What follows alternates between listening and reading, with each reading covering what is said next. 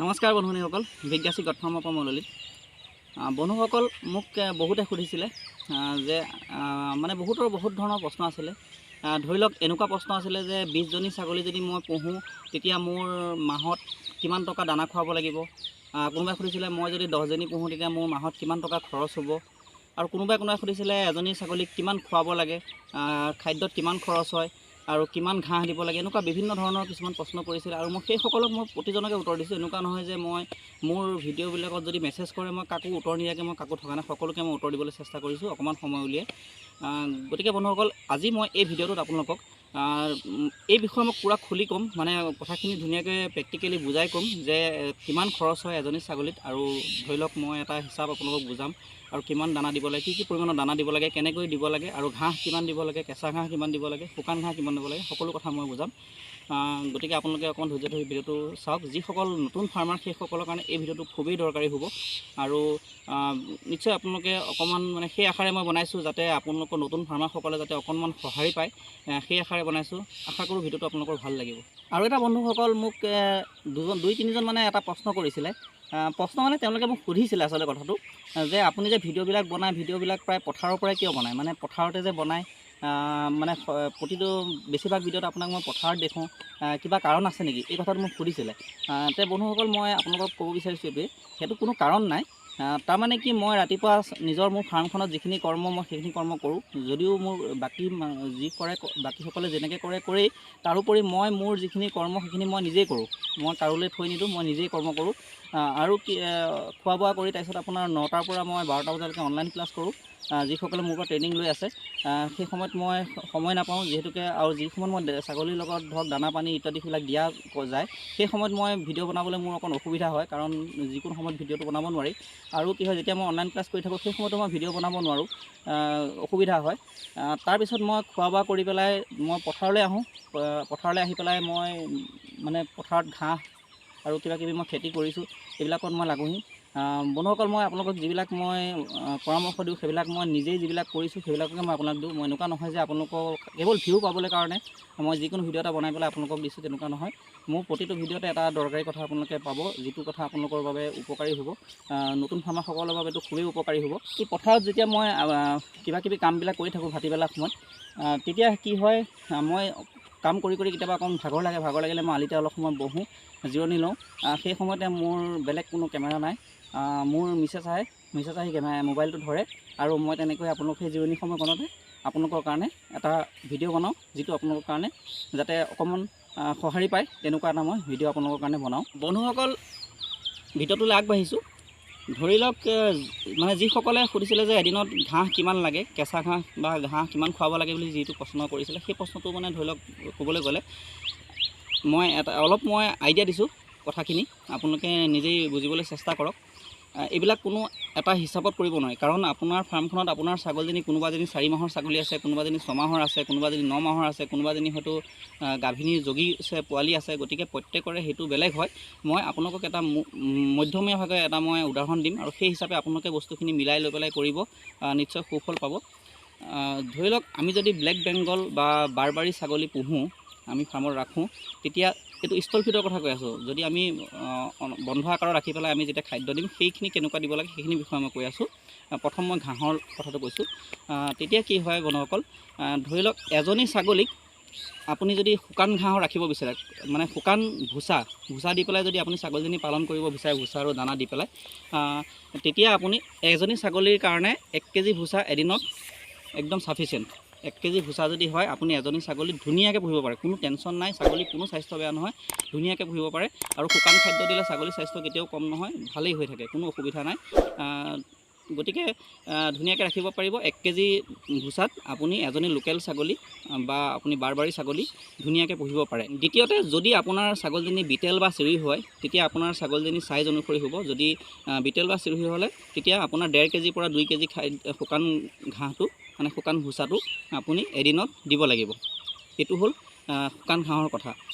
তাৰপিছতে কি হ'ল, যদি আপুনি কেঁচা ঘাঁহ দিয়ে, কেঁচা ঘাঁহ ছাগলীক ইমান এটা আপুনি হিচাপ কৰি দিব নোৱাৰে, কিয়নো বন্ধুসকল ছাগলী বা যিকোনো জন্তু, ছাগলী বা হওক গৰু হওক, গৰুতকৈতো ছাগলী আৰু দিগদাৰ। মানে বস্তুখিনি বুজি লোৱাৰ পিছত দিগদাৰ নহয়, মানে কি কিছুমান মানে কেনেকুৱা দিগদাৰ হওক, গৰুজনী আপুনি নিৰ্দিষ্ট 4জনী পুহিলে, এজেগাত বান্ধিলে, খাদ্য দিলে, গৰুৱে খালে, কিন্তু ছাগলীৰ কি হয়, আপুনি প্ৰতিজনী ছাগলী বান্ধি থ'ব নোৱাৰে।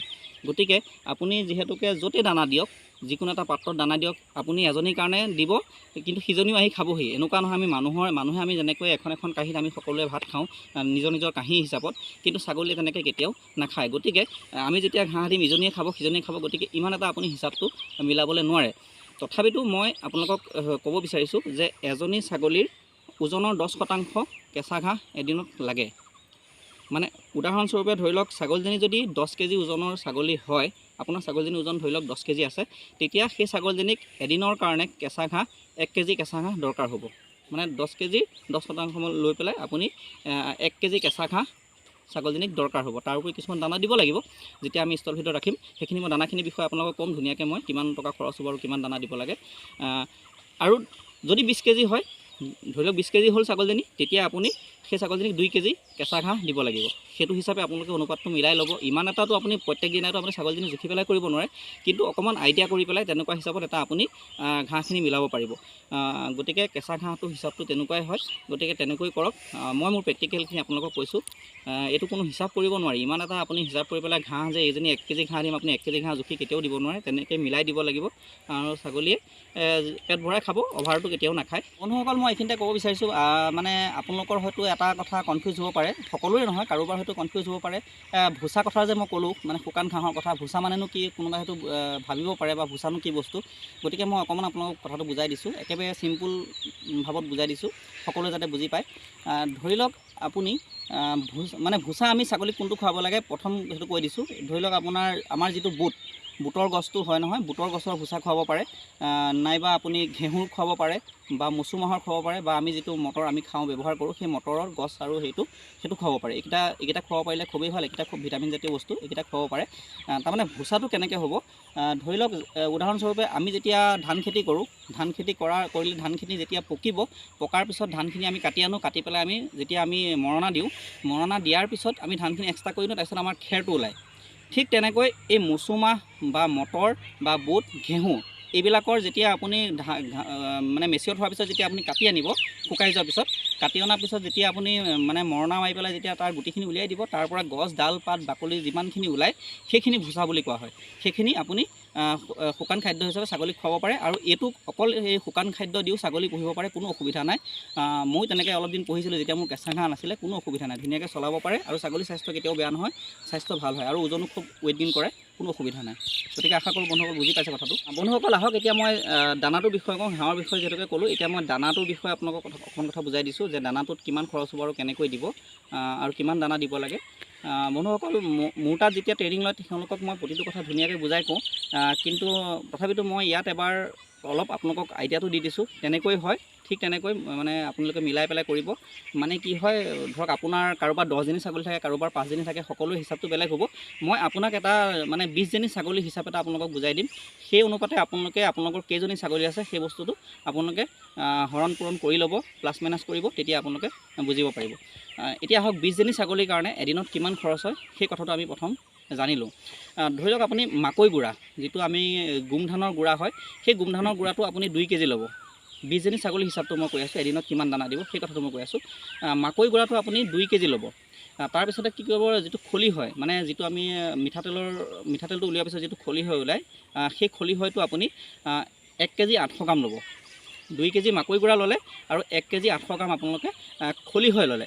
তাৰপিছতে কি কৰিব, চাপৰ আপুনি 1 কেজি 200 গ্ৰাম ল'ব। যিটো বজাৰত কিনিবলৈ পায় চাপৰ, সেই চাপৰটো আপুনি 1 কেজি 200 গ্ৰাম ল'ব। তাৰপিছতে কি কৰিব, যিকোনো মানে দালি বস্তুৰ বাকলি, যিকোনো দালি হয়, আপুনি বুটৰ বাকলি ল'ব পাৰে, বা মচু মাহৰ বাকলি ল'ব পাৰে। এইবোৰ আপুনি বজাৰত বিচাৰিব লাগিব, যদি নিজে খেতি কৰে তেতিয়াতো আপুনি পাৰিবই। ধৰি লওক বন্ধুসকল, মই এইখিনি এটা খৰচৰ কথা কৈ আছোঁ, কিন্তু এইখিনি খৰচ আপোনালোকে সম্পূৰ্ণ কমাব পাৰে। মই সকলোখিনি নিজেই প্ৰায়ভাগ যিমানখিনি পাৰোঁ মই নিজেই কৰি লওঁ, যিমানখিনি পাৰোঁ মই কমাই কিনো। গতিকে আপোনালোকেও চেষ্টা কৰি আপোনালোকে কৰি ল'ব পাৰে, আৰু যদি কিনি খুৱায় তেতিয়াহ'লে এইখিনি আপুনি সম্পূৰ্ণ দিব লাগিব। তেতিয়া আপুনি ধৰি লওক, আপুনি যিকোনো এটা মানে মাহজাতীয় বস্তু মানে বাকলিটো ল'লে, সেই বাকলিটো আপুনি 900 গ্ৰাম দিব লাগিব, 900 গ্ৰাম।